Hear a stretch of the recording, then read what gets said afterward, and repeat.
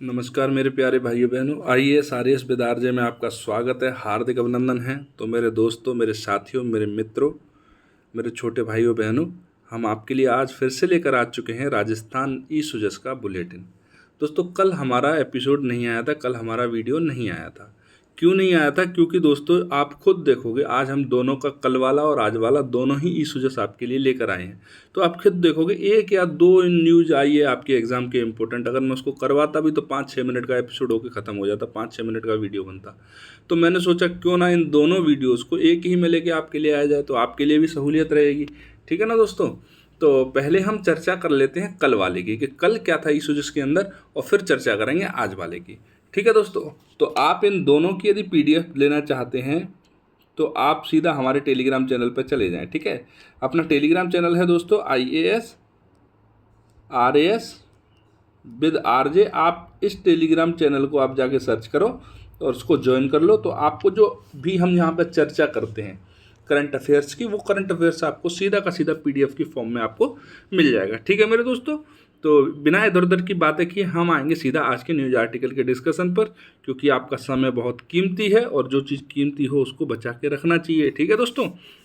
तो मेरे प्यारे भाइयों बहनों, हम कल वाले की पहले चर्चा करते हैं, फिर आज वाले की करेंगे। तो मुख्यमंत्री का 12 का दौरा रहा, कुछ नहीं हुआ इसके अंदर। क्या हुआ था? सिर्फ एक सामूहिक विवाह सम्मेलन था जो मानवता की मिसाल थी। बाकी इसके अंदर कोई भी आपके एग्जाम की दृष्टि से इंपॉर्टेंट न्यूज़ नहीं है। आप यदि आरएएस मेंस लिखोगे तो वहाँ पर आपको आ सकता है जो दहेज प्रथा है उसके अगेंस्ट में। सामाजिक न्याय का एक पोर्शन होता है, उसमें डाउरी दहेज होता है। तो दहेज प्रथा को कम करने के उपाय के रूप में आप इसको इस्तेमाल कर सकते हो कि सामूहिक विवाह सम्मेलन जो हैं वो कहीं ना कहीं जो आपकी डाउरी है, आपका दहेज है, उस प्रथा को कम करने में सहायक सिद्ध हो सकते हैं। ठीक है? और दूसरा क्या है दोस्तों इसके अंदर? देखो, दूसरा इसके अंदर ये आया है कि यहाँ पर जो टोटल 2222 जोड़े थे, उनमें से 2111 हिंदू समाज के और 111 मुस्लिम समाज के जोड़े थे। तो यहाँ पर आपको दूसरी चीज़ मिलती है कि सामाजिक सद्भाव, धार्मिक सद्भाव है, सांप्रदायिक सद्भाव है, उसको बढ़ाने में भी आपके जो सामूहिक विवाह सम्मेलन है एक महत्वपूर्ण योगदान दे सकती हैं। तो दो ही चीज़ें यहाँ पर इंपॉर्टेंट है। तीसरा कुछ नहीं, यहाँ पर ये इधर आए थे 12 जिले में, तो ये जैन मंदिर चले गए एक हमारे गहलोत जी। ठीक है? तो ये भी ज़्यादा इंपॉर्टेंट नहीं है आपके लिए। अगर इंपॉर्टेंट होता तो मैं आपको बता देता। तो पहले पेज पे हमारे लिए ये फोटो है एक, ये इंपॉर्टेंट है। ठीक है? केवल यही इंपॉर्टेंट है। ये हैं हमारे बाबा साहब डॉक्टर भीमराव अंबेडकर। अब आपको बाबा साहब का अनुगमन, वंचितों को उद्यम प्रोत्साहन, एक लाइन दिख रही है। तो डॉक्टर भीमराव अंबेडकर राजस्थान दलित आदिवासी उद्यम प्रोत्साहन योजना जो है वो आपके लिए इंपॉर्टेंट हो जाती है यहाँ से एग्जाम के लिए। और हम उसी चीज़ को देख लेते हैं कि आपके प्रीलिम्स में या वनडे एग्जाम्स के अंदर ये किस तरह से इंपॉर्टेंट हो सकती है और मेंस के अंदर आपकी किस तरह से इंपॉर्टेंट हो सकती है। ओके? तो दोस्तों, इस योजना का उद्देश्य क्या है मेरे प्यारे भाई बहनों? आपसे ज़्यादा से ज़्यादा यही पूछते हैं। देखो, SC ST वाला है तो विभाग कौन सा होगा? आप समझ ही जाओ सीधा सीधा, अल्पसंख्यक कल्याण होगा या फिर SC ST विभाग हुआ, अनुसूचित जाति जनजाति मंत्रालय से संबंधित विभाग हुआ। ठीक है? क्या करना है? इनकी लोगों की भागीदारी सुनिश्चित करना है राज्य के औद्योगिक विकास के अंदर। ठीक है? जो वंचित लोग हैं SC ST के, उनका क्या करना है? ऐसी बात नहीं है कि पूरी SC ST वंचित है। अब वो समय गया जब पूरी की पूरी SC ST वंचित हो। आपको हर ऑफिस में लगभग 20 से 30% कर्मचारी SC और ST से संबंधित मिल जाएंगे। सरकारी विभाग के अंदर जाओ चाहे कहीं पे भी जाओ। और प्राइवेट सेक्टर के अंदर भी ये लोग बहुत अच्छा करके दिखा रहे हैं। ऐसी बात नहीं है कि ये सिर्फ रिजर्वेशन के कारण ही आगे बढ़े, और टैलेंट भी है और इन्होंने अपनी उन क्षमताओं को आगे लेकर भी आए हैं ये। तो औद्योगिक विकास के अंदर क्या करना है? SC और ST के जो भागीदारी है उसको सुनिश्चित करना है। ठीक है मेरे दोस्तों? तो दोस्तों, इस योजना के तहत क्या होगा? जो भी पात्र व्यक्ति होंगे, जो भी लाभार्थी होंगे, उनको क्या किया जाएगा? वित्तीय सहायता प्रदान की जाएगी अनुदान के माध्यम से। किस लिए? अपने उद्यम की स्थापना के लिए, स्वरोजगार की स्थापना के लिए। ठीक है दोस्तों? तो क्या क्या इसके माध्यम से जो है आपका वित्तीय अनुदान या सहायता है वो कैसे प्राप्त होगी दोस्तों? तो इस योजना में क्या होगा कि आप 25 लाख रुपए तक का यदि ऋण लेते हैं तो उस पर 9%, 25 लाख रुपए से 5 करोड़ रुपए तक का ऋण लेते हैं तो उस पर 7%, और 5 करोड़ से आप 10 करोड़ रुपए तक का ऋण लेते हैं तो उस पर 6% ब्याज अनुदान मिलेगा। मतलब ब्याज के अंदर छूट दी जाएगी। 25 लाख तक के पे 9% ब्याज छूट होगी, 25 लाख से अधिक पे और 5 करोड़ तक के जो ऋण हैं उस पर लगभग 7% और 5 से 10 करोड़ पर 6% ब्याज के रूप में अनुदान मिलेगा। तो इसका सीधा सीधा बात है, देखो आप समझो, बाबा साहब का अनुगमन, वंचितों को उद्यम प्रोत्साहन, मतलब ये है बाबा साहब अम्बेडकर के नाम से ये योजना है। और क्या है, वंचितों के लिए है, SC ST वर्ग के जो वंचित लोग हैं उनके लिए है, उद्यम को प्रोत्साहन करने के लिए। और उद्यम प्रोत्साहित कैसे होता है, आप स्वरोजगार को बढ़ावा दो और उसके लिए पैसा दो। ठीक है, तो दोस्तों आपकी समझ में ये योजना आराम से आ गई होगी, कुछ ऐसा था नहीं इसके अंदर योजना के। ठीक मेरे प्यारे भाइयों बहनों, अब चलते हैं हम थोड़ा सा और आगे। तो यही वही महंगाई राहत कैंप है, कुछ नहीं है, फिर से महंगाई राहत कैंप है, कुछ भी नहीं आया यहाँ पे वही चिरंजीवी स्वास्थ्य बीमा, चिरंजीवी दुर्घटना बीमा योजना है। ठीक है, एक में चिरंजीवी स्वास्थ्य बीमा में 25 लाख रुपए कर दिए हैं बढ़ाकर, और चिरंजीवी दुर्घटना बीमा में 10 लाख रुपए कर दिए हैं बढ़ाकर। ये आप सबको पता ही है, ये मैंने आपको कई बार बोला है, मैंने आपसे कई बार पढ़ाया है। और यहाँ पर एक और चीज़ है कॉर्नर में छोटी सी, उसको अपन देख लेते हैं, क्योंकि आप न्यूज आज के जो सुजस है उसके अंदर कुछ ऐसा था नहीं बनाने लायक, बताने लायक आपको। तो फिर ज़बरदस्ती जो बता सकता था वो मैंने आपको कोशिश नहीं की कि मैंने आपको ज़बरदस्ती आपके लिए लोड बढ़ा दूँ। ठीक है, तो जयपुर डिस्कॉम की एमनेस्टी योजना है। ठीक, बिजली उपभोक्ताओं को 25 करोड़ रुपए तक की रियायत।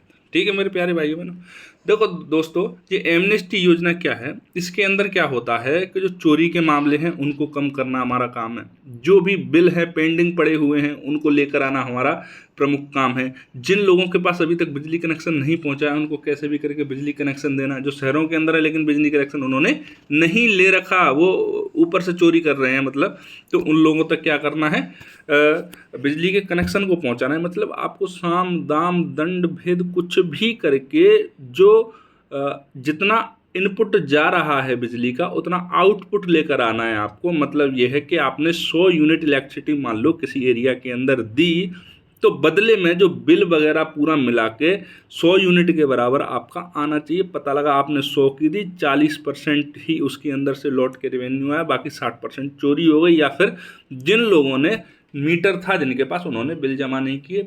तो इस तरह की सुधारात्मक योजनाएं। अब अपन देख लेते हैं कि एमनेस्टी योजना है क्या। ठीक है, तो मेरे दोस्तों, जो एमनेस्टी योजना है, विद्युत एमनेस्टी योजना, इसका पूरा नाम क्या है, विद्युत एमनेस्टी योजना। यह विद्युत वितरण निगमों के द्वारा कृषि श्रेणी के नियमित और काटे गए कनेक्शनों, देखो कृषि श्रेणी के और अन्य श्रेणी के कटे हुए उपभोक्ताओं से बिजली की बकाया राशि की वसूली करने की या उसको माफ़ी करने की योजना है। ठीक है, बस इसके अलावा इस योजना के अंतर्गत कुछ नहीं। आपसे क्या पूछा जाएगा कि किससे संबंधित है, किससे संबंधित है, बिजली के जो नियमित कनेक्शन है या कटे हुए कनेक्शन है उनकी जो बकाया राशि है उससे उस राशि को किसी भी तरह से लेकर आना। और दूसरा क्या है, चोरी को रोकना। किसकी है, विद्युत वितरण निगमों के द्वारा चलाई जा रही है। ठीक है, देखो तो यहाँ पे आप देखो ये किसने चलाई है, जयपुर विद्युत वितरण निगम ने। इससे पहले जोधपुर विद्युत वितरण निगम और अजमेर विद्युत वितरण निगम ये भी इस योजना को चला चुके हैं, एमनेस्टी योजना को। ठीक है मेरे प्यारे भाइयों बहनों, इससे ज़्यादा कुछ नहीं है। यह योजना कब तक लागू है, 30 सितंबर 2023 तक लागू है। इसके बाद ये इस योजना क्या हो जाएगी, अपने कार्य क्षेत्र से बाहर चली जाएगी। और दोस्तों एक और देख लो छोटी सी, ये भी मैं आपको 2-3 दिन पहले पढ़ा चुका हूँ, लेकिन फिर से आप फिर से देख लीजिए, वरिष्ठ नागरिक तीर्थ यात्रा योजना। तो यहाँ पर कुछ नहीं है, वरिष्ठ नागरिक जो हैं हमारे देवस्थान विभाग ने उनको तीर्थ यात्रा पर भेज दिया है। ठीक है, विभाग कौन सा है, देवस्थान विभाग। लाभार्थी कौन है, जो 60 वर्ष से जिनकी उम्र अधिक है, 60 वर्ष से कम है, वो इस योजना के लाभार्थी नहीं होंगे। उद्देश्य क्या है दोस्तों, वरिष्ठ नागरिकों को फ्री में यात्रा करवाना। ठीक है, कितने वायुयानों के माध्यम से, ट्रेनों के माध्यम से गई, इस चीज़ को आपको याद नहीं रखना है, लेकिन वही है, जाएंगे तो किसी न किसी चीज़ से तो जाएंगे ही जाएंगे। बजट 30 करोड़ का आ रहा है। इस योजना के तहत क्या है, हम नागरिक जो हैं हमारे वरिष्ठ नागरिक हैं उनको वैष्णो देवी, रामेश्वरम, जगन्नाथपुर, तिरुपति, द्वारका, मथुरा, वृंदावन, गंगा सागर, उज्जैन जैसे तीर्थ स्थलों पर अपन भेजेंगे। ठीक है, इसका एक प्रमुख बिंदु इस तरह से कि जो 60 साल से अधिक का दिव्यांग बुजुर्ग है, कैसा है, दिव्यांग बुजुर्ग है 60 साल से अधिक, और 70 वर्ष से अधिक का कोई भी बुजुर्ग है, वो अपने साथ में एक अटेंडेंट, किसी अपने परिवार के किसी एक सदस्य को अपनी सहायता के लिए साथ में लेकर जा सकता है। 60-70 साल की उम्र काफ़ी हो जाती है, तो इन लोगों का रख रखाव देखभाल कौन करेगा, तो उसके लिए एक अटेंडेंट आप अपने घर से लेकर जा सकते हैं। तो दोस्तों मैंने आपसे कहा था बहुत छोटा सा है, कुछ ज़्यादा आया नहीं है इस न्यूज़पेपर के अंदर, तो इतना सा ही था इसके अंदर। अब अपन चलते हैं आज का जो ई सुजस बुलेटिन है उसकी तरफ। उसके अंदर काफ़ी अच्छी खबरें आई हैं, काफ़ी अच्छे न्यूज़ आर्टिकल्स आए हैं, उनकी चर्चा करने में आनंद भी आएगा। ठीक है, तो बिना इधर उधर की बात किए सीधा अपन चलते हैं आज का जो है अपना न्यूज़पेपर ई सुजस का, उसके पास। ठीक है, तो मेरे दोस्तों आज का अपना ई सुजस बुलेटिन कहता है पंडित जवाहरलाल नेहरू जी को श्रद्धांजलि दे दी है। किसने दी है भैया? तो मुख्यमंत्री जी देंगे अपने, और कौन देगा। ठीक है, कौन सी पुण्यतिथि थी उनकी? 59वीं पुण्यतिथि थी। पूरे प्रदेश भर में दी गई। जयपुर के रामनिवास बाग में नेहरू जी के मूर्ति स्थल पर शनिवार को पुष्पांजलि कार्यक्रम आयोजित किया गया। पुष्पांजलि कार्यक्रम का मतलब है उन पर पुष्प अर्पित किए गए। तो यहाँ पर आपके लिए इम्पोर्टेंट एक नीचे सबसे एक छोटी सी चीज़ है कि उन्होंने बच्चों से भारत एक खोज पुस्तक पढ़ने के लिए कहा। देखो दोस्तों, भारत एक खोज जो पुस्तक है वो जवाहरलाल नेहरू जी के द्वारा उस समय पर लिखी गई थी जिस समय पर वो जेल में थे। उन्होंने भारत के बारे में बताया, भारत के अलग अलग हिस्सों के बारे में लिखा है, अपने स्वतंत्रता संग्राम के बारे में भी लिखा है। तो आप इतना सा याद रखना, भारत एक खोज पुस्तक किसके द्वारा लिखी गई है। या फिर आपसे इस तरह से भी पूछ सकते हैं कि जवाहरलाल नेहरू जी के द्वारा कौन सी पुस्तक लिखी गई। ठीक है, अब आप देख रहे हो तो आंधी तूफान आ रहे हैं 2-3 दिनों से, तो यहाँ पर जो भी मर गए उनको 5-5 लाख रुपए का अनुदान की घोषणा कर दी है। तो इधर इधर इधर, हाँ ये है इम्पोर्टेंट आपके लिए। प्रदेश भर में यूथ को जोड़ो अभियान चलेगा। ठीक, तो दोस्तों हमारा भाषा एवं पुस्तकालय विभाग जो है उसके द्वारा इसको जो अभियान है चलाया जा रहा है। इसको अपन देख लेते हैं कि अपने प्रीलिम्स और मेंस में किस तरह से इम्पोर्टेंट हो सकता है। तो पहले तो मेरी बात आप यही सुन लो, भाषा एवं पुस्तकालय विभाग ये बार बार चर्चा में नहीं आता, ये कभी कभी रेयरेस्ट चर्चा में आता है। और जब कोई चीज़ रेयरेस्ट चर्चा में आती है तो आपके एग्ज़ाम के लिए उसकी इम्पोर्टेंस बहुत ज़्यादा बढ़ जाती है। कई लोगों को तो पता ही नहीं होगा कि भाषा एवं पुस्तकालय विभाग नाम का भी कोई विभाग राजस्थान सरकार में संचालित है। ठीक है दोस्तों, देखो विभाग कौन सा रहेगा संचालक विभाग इसका? भाषा एवं पुस्तकालय विभाग। इसका संचालन किसके द्वारा कहाँ कहाँ पर किया जाएगा? तो एक राज्य स्तर पर, एक मंडल स्तर पर और एक जिला स्तर पर किसका संचालन किया जाएगा? किसका? यूथ को जोड़ो अभियान। अब मेरी बात सुनो आप, कौन सा विभाग है? पुस्तकालय विभाग। और क्या करना है? यूथ को जोड़ना है। हमारा यूथ जुड़ चुका है सिनेमा हॉल से, रील्स से, टिकटॉक से। ठीक है, और आजकल रील्स और टिकटॉक में इतने दीवाने हो गए हैं, लोग बोलते हैं इसमें कैरियर बना रहे हैं। अपना क्या कैरियर बनाएगा रे बाबा तू, जब देश का ही कैरियर खराब हो जाएगा तो?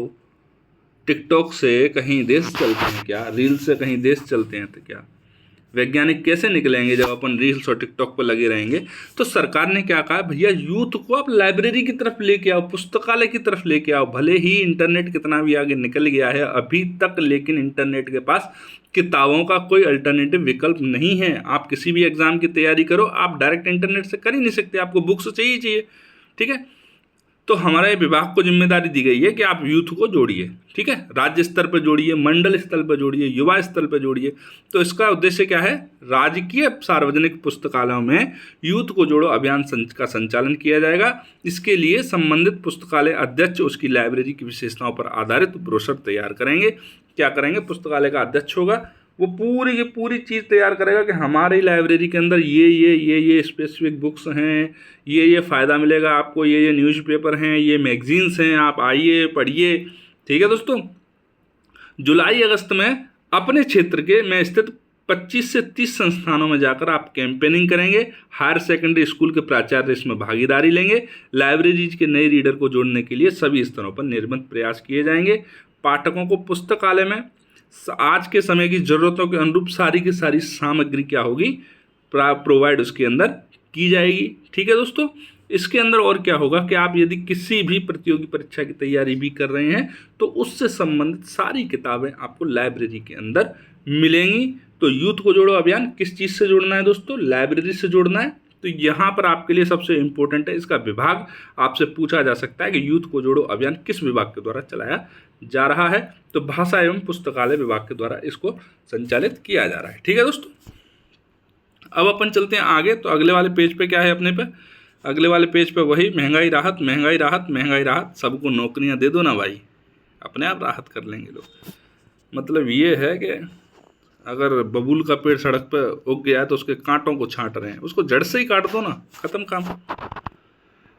तो दोस्तों यहाँ पर एक और न्यूज आर्टिकल है जो अपने अंदर दो न्यूज आर्टिकल को लेकर घूम रहा है। उड़ान योजना 1.5 करोड़ महिलाओं को प्रतिमाह 12 सैनिटरी नैपकिन, ठीक है, प्रति महीने 12 सैनिटरी नैपकिन दिए जाएंगे 1.5 करोड़ महिलाओं को। तो दोस्तों अंतर्राष्ट्रीय माहवारी स्वास्थ्य एवं स्वच्छता दिवस की बात आ गई यहाँ पर। ये दिवस बहुत इम्पोर्टेंट है। इस दिवस के बारे में अपन ABCD थोड़ी बहुत जान लेते हैं, ठीक है।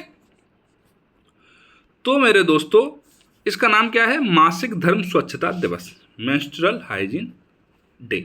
28 मई को मनाया जाता है, मतलब आज के दिन जब आप UPSC का एग्जाम देने जा रहे होंगे, ठीक है। पहल साल 2014 में जर्मन बेस्ड एक NGO है वाश यूनाइटेड, उसने क्या किया था, इसकी शुरुआत की थी। कब की थी? 2014 के अंदर जर्मनी में एक NGO है वॉश यूनाइटेड, उसके द्वारा इसकी शुरुआत की गई थी। इसका उद्देश्य क्या था? लड़कियों को, महिलाओं को पीरियड्स के दिनों की स्वच्छता और सुरक्षा के बारे में बताना, ठीक है। और क्या था? इसकी थीम क्या थी? Making menstrual a normal fact of the life by 2030, मतलब 2030 तक जो मासिक धर्म है उसको इस जीवन के सामान्य क्रिया के रूप में लोगों तक पहुंचा। देखो दोस्तों आज भी माहवारी है। आपने 2 दिन पहले मैंने न्यूज़पेपर के अंदर एक न्यूज़ देखी थी कि एक भाई ने अपनी बहन की हत्या कर दी इसलिए क्योंकि उसके कपड़ों पर ब्लड लगा हुआ था, जब जो कि उसके मेंसेस चल रहे थे, मतलब उसका मासिक धर्म चल रहा था, उसका जो रक्त है वो उसके कपड़ों पर लग गया था और ये उसके भाई को दिखा तो उसके भाई ने उसकी हत्या ही कर दी। अब बताओ ये कौन सी बात हुई भाई? तुमने गुटखा खाया, थूका, पीक लग गई, मतलब हत्या कर दो, हैं? किसी ने टॉयलेट किया, टॉयलेट इधर उधर छींटे, हत्या कर दो। भाई क्या करना चाह रहे हो? तो इसीलिए क्या करना है कि इसकी जागरूकता इसके बारे में बढ़ाना है कि जीवन का एक नॉर्मल साइकिल है। जैसे आपकी और क्रियाएं हैं, पानी पीना, खाना खाना, उसी तरह से ये भी एक नॉर्मल साइकिल है। और 2030 तक दुनिया के हर व्यक्ति के दिमाग में इस चीज़ को डालना कि मासिक धर्म क्या है, एक सामान्य प्रक्रिया है जो प्रकृति के द्वारा महिलाओं के अंदर स्वाभाविक तौर पर ही दी जाती है, ठीक है दोस्तों। अब चलते हैं अपन थोड़ा सा और आगे। यहाँ पर अपन उड़ान योजना के बारे में और देख लेते हैं, क्योंकि इस स्वच्छता दिवस के अवसर पर क्या किया है कि 1.5 करोड़ महिलाओं को प्रतिमाह 12 सैनिटरी नैपकिन जो है वो देने का वायदा किया जा रहा है। तो दोस्तों इसको अपन देख लेते हैं एक बार। तो इसका नाम है दोस्तों IM शक्ति उड़ान योजना। पूरा नाम है IM शक्ति उड़ान योजना, मतलब इंदिरा महिला शक्ति उड़ान योजना, ठीक है। प्रशासनिक विभाग कौन सा है? महिला अधिकारिता निदेशालय। उद्देश्य क्या है इसका? उद्देश्य है निःशुल्क सैनिटरी नैपकिन वितरित किए जाना और बालिकाओं और महिलाओं को सैनिटरी नैपकिन के प्रयोग हेतु प्रोत्साहित करना, विशेषतः ग्रामीण क्षेत्रों में जहां पर घूंघट प्रथा है, और उन महिलाओं को जागरूक करना जो ताकि महिलाएं अपनी माहवारी के संबंध में समस्याओं पर निसंकोच बात कर सकें, ठीक है दोस्तों। बस इतना सा ही इसका उद्देश्य है। निःशुल्क सैनिटरी नैपकिन उपलब्ध करवा दो और जागरूकता प्रदान कर दो। जागरूकता बहुत जरूरी है, बिना जागरूकता के तो कोई मतलब ही नहीं है। आप सैनिटरी नैपकिन उपलब्ध करवा दो, चाहे आप पूरा का पूरा हॉस्पिटल घर में खुलवा दो, यदि जागरूकता नहीं है तो कुछ भी नहीं है, ठीक है दोस्तों। अब अपन इधर कोने की तरफ आ जाते हैं कि श्री गहलोत जी ने क्या किया, विभिन्न प्रस्तावों को मंजूरी दी है। उनमें एक प्रस्ताव है दोस्तों वाल्मीकि कोष, ठीक है, उससे 22.31 करोड़ रुपए उन्होंने स्वीकृत किए। तो अपन देख लेते हैं वाल्मीकि कोष का उद्देश्य क्या है, क्या क्या कार्य करता है वाल्मीकि कोष, किसी लिए इसको 22.31 करोड़ रुपए, मतलब लगभग 22.5 करोड़ रुपए क्यों प्रदान किए गए। तो दोस्तों इस कोष का उद्देश्य है, इस कोष से सफाई कार्यों में लगे लोगों के बच्चों के लिए स्वच्छकार छात्रावासों का निर्माण करवाना। सफाई कार्य में जो व्यक्ति लगे हुए हैं उनके लोग बच्चों के लिए क्या करना, स्वच्छकार छात्रावासों को उपलब्ध करवाना, आधुनिकीकरण और सुविधाओं का विकास करना। इसके साथ ही उस राशि से जो सफाई पेशे में लगे हुए व्यक्ति हैं उनकी संतानों को पूर्व मैट्रिक और उत्तर मैट्रिक छात्रवृत्ति भी प्रदान की जाएगी इससे, ठीक है। उसके अलावा जो ऋण अनुदान वगैरह हैं, सफाई की जैकेट वगैरह है, वर्दी वगैरह है, प्रशिक्षण वगैरह है, और भ्रमण का मतलब एक स्थान से दूसरे स्थान पर जाके वो कार्य करते हैं, वो वाला भ्रमण। वो भ्रमण नहीं है कि निकल के सिंगापुर घूमने, वो वाला नहीं है, ठीक है दोस्तों। तो वाल्मीकि कोष है, वैसे ज़्यादा इंपॉर्टेंट नहीं है, लेकिन आपसे अगर पूछ लिया 1-2 शब्दों में तो फिर आप कैसे RS के अंदर लिखोगे। और RS के अंदर तो भैया एक एक नंबर बहुत इंपॉर्टेंट है। एक एक अंक आपको ये डिसाइड कर देगा कि आप DSP बनोगे या तहसीलदार, आप SDM बनोगे या DSP, ठीक है। एक एक अंक का बड़ा महत्व है दोस्तों। अब अपन देख लेते हैं अगला कि स्थायी लोक अदालत जयपुर के महानगर द्वितीय के गठन के प्रस्ताव को मंजूरी मिल गई है। तो मतलब दूसरी है तो प्रथम भी थी। और पूर्व में गठित जो स्थायी लोक अदालत जयपुर महानगर का नाम स्थायी लोक अदालत जयपुर महानगर प्रथम किए जाने का प्रस्ताव भी अनुमोदित कर दिया है। तो यहाँ पर दोस्तों अपने एग्जाम के लिए, 1 डे एग्जाम के लिए तो ये चीज़ ठीक है कि स्थायी लोक अदालत का गठन कहाँ किया गया है, तो जयपुर के अंदर 2 स्थायी लोक अदालत हैं। ठीक है, अब आप लोक अदालत के बारे में जान लो दोस्तों। लोक अदालत क्या है, आपसे लोक अदालत के बारे में स्टैटिक पोर्शन में पूछा जाएगा। हम लोग चिल्लाते रहेंगे स्टैटिक से ये आया, स्टैटिक से वो आया, लेकिन अगर आप करंट अफेयर के होलिस्टिक अप्रोच को लेके चलोगे दोस्तों, तो ज़्यादातर चीज़ें करंट अफेयर बेस्ड ही होती हैं। ओके, तो दोस्तों अपन चलते हैं आगे, लोक अदालत के बारे में देख लेते हैं। तो इसका परिचय क्या है, अपन पहले वो देख लो। तो ये वैकल्पिक विवाद निवारण का एक तंत्र है लोक अदालत। वैकल्पिक विवाद निवारण का मतलब क्या है, मतलब ये है जो मुख्य धारा की न्याय व्यवस्था है, मुख्य धारा की न्याय व्यवस्था कौन सी, आप जिला अदालत जाते हो, हाई कोर्ट जाते हो, सुप्रीम कोर्ट जानते हो, उसके अलावा एक वैकल्पिक विवाद निवारण का तंत्र है जो क्या करेगा कि सौहार्दपूर्ण ढंग से आपका जो विवाद हुआ है उसका बंटवारा जो निवारण करेगा। देखो पहली बात तो ये है कि ये एक सिविल अप्रोच का न्यायालय होगा।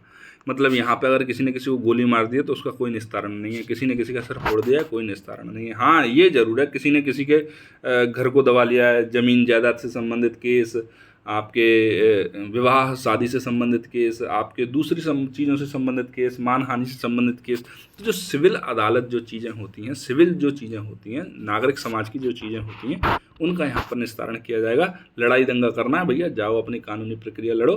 ठीक है, इसकी स्थापना कब की गई थी दोस्तों, तो कानूनी सेवा प्राधिकरण अधिनियम 1987 के अंदर इसको वैधानिक दर्जा दिया गया। वैधानिक दर्जे का मतलब होता है मेरे प्यारे भाइयों बहनों कि इस संस्था का उल्लेख संविधान में नहीं है, इसको विधान बनाकर मतलब विधि बनाकर मतलब कानून बनाकर मतलब संविधान के वो संसद के द्वारा प्रस्ताव पारित करके इसका निर्माण किया गया है, इसीलिए इसको वैधानिक दर्जा दिया गया है, विधि के द्वारा निर्मित व दर्जा दिया गया है। ठीक है, प्रकृति सिविल न्यायालय की जो मैंने आपको बता दिया। इसका संगठन क्या होता है, तो दोस्तों राज्य, जिला कानूनी सेवा प्राधिकरण या सर्वोच्च न्यायालय या उच्च न्यायालय या तालुका कानूनी सेवा समिति, ये 4 चीज़ों का नाम देखो आप। जिला या राज्य कानूनी सेवा प्राधिकरण, दूसरी सर्वोच्च न्यायालय, उच्च न्यायालय, तालुका कानूनी सेवा समिति, ये क्या करेंगी, समय समय पर विभिन्न स्थानों पर क्षेत्राधिकार का प्रयोग करने एवं क्षेत्रों के लिए लोक अदालतों का आयोजन करेंगी जबकि वो उचित समझे। तो ये संस्थाएं क्या करेंगी, उनको लगता है कि भाई इस एरिया के अंदर केसेस बहुत ज़्यादा आ रहे हैं, जिला न्यायालय के ऊपर बहुत ज़्यादा प्रेशर है और ज़्यादातर केस हैं वो दीवानी मामलों से हैं, विवाह संपत्ति के हैं, भाई भाई का बंटवारा है, कुछ इस तरह से हैं, तो उनके लिए एक लोक अदालत बना दो। क्या होगा, उससे उसका निवारण हो जाएगा। दूसरा क्या होगा, इससे जो आपकी ड्यूडिशरी है उसके ऊपर जो प्रकोप है, दबाव है, वो भी थोड़ा सा कम हो जाएगा। ठीक है दोस्तों, तो किसी क्षेत्र के लिए आयोजित प्रत्येक लोक अदालत में उतनी संख्या में सेवानिवृत्त या सेवानिवृत्त न्यायिक अधिकारी और क्षेत्र के अन्य व्यक्ति शामिल होंगे जैसा कि नियोजन करने वाली एजेंसी द्वारा निर्दिष्ट किया जाएगा। मतलब कब, कहाँ, कैसे और कितनी संख्या में लोग जो स्थायी लोक अदालतें हैं खुलेंगी वो कौन डिसाइड करेगा, राज्य या जिला कानूनी सेवा प्राधिकरण या फिर सर्वोच्च न्यायालय, उच्च न्यायालय या तालुका कानूनी सेवा समिति, इनके द्वारा जितनी भी डिसाइड होगी कि भाई इतने लोग होंगे, इतनी लोक अदालतें होंगी, यहाँ होंगी और अब खुलेंगी, तो वो कौन डिसाइड करेगा वो मैंने आपको बता दिया। ठीक है दोस्तों, सामान्यतः एक लोक अदालत के अंदर क्या होता है, एक अध्यक्ष होता है, कौन, एक न्यायिक अधिकारी, एक वकील होता है, अधिवक्ता जो कि मामलों को जज साहब के सामने रख पाए, और एक सामाजिक कार्यकर्ता इसके सदस्य के रूप में होते हैं। छोटी सी लोक अदालत होती है, कमरे के अंदर चलती है, बैठ के वहीं 4 कुर्सियों पर निवारण हो जाता है, लेकिन इसके जो फैसले हैं वो सर्वमान्य होते हैं, सबको मानने पड़ते हैं। ठीक है दोस्तों, तो मेरे प्यारे भाइयों बहनों, लोक अदालत क्या होती है इसके बारे में आपको थोड़ी सी समझ विकसित हो गई होगी। इतनी समझ के आप आगे अपने भविष्य की तरफ बहुत अच्छी तरह से काम करें। ठीक है मेरे प्यारे भाइयों बहनों, तो अब चलते हैं अपन थोड़ा सा और आगे देख लेते हैं अगला न्यूज आर्टिकल अपना किस तरह से है। तो नीचे आओ दोस्तों, मारवाड़ युवा महोत्सव। ठीक है, देखो जो हाईलाइट चीज़ हैं वही आपके एग्जाम के लिए इम्पोर्टेंट है। ठीक है मेरे भाइयों बहनों, तो मारवाड़ युवा महोत्सव, पहली बात तो आप ये देख लो कि जो युवा महोत्सव है उनका आयोजन कौन करता है। मारवाड़ देखा आपने, शेखावाटी देखा आपने, हल्दीघाटी देखा आपने, कौन करता है। जयपुर यूथ युवा महोत्सव आपके सामने आ ही जाएगा, थोड़ा सा और रुक जाओ। ठीक है, तो मारवाड़ यूथ महोत्सव हो गया, तो इसका राजस्थान युवा बोर्ड, इसका कौन करता है, इसका आयोजन राजस्थान युवा बोर्ड। ठीक है, क्यों करता है, दुर्लभ लोक कलाओं को सांस्कृतिक संरक्षण, संवर्धन और प्रोत्साहन देने के लिए युवा महोत्सव आयोजित किया जाता है। दुर्लभ लोक कलाओं को सांस्कृतिक संरक्षण देना, संवर्धन करना और उनको आगे बढ़ने के लिए प्रोत्साहित करना। तो जोधपुर यूथ महोत्सव है वो कब किया जाएगा, तो जोधपुर जिला जो संभाग है, संभागीय मुख्यालय पर इसका आयोजन 29-30 मई को किया जाएगा। इसमें 6 जिलों के युवा कलाकार भाग लेंगे। कौन से 6 जिले?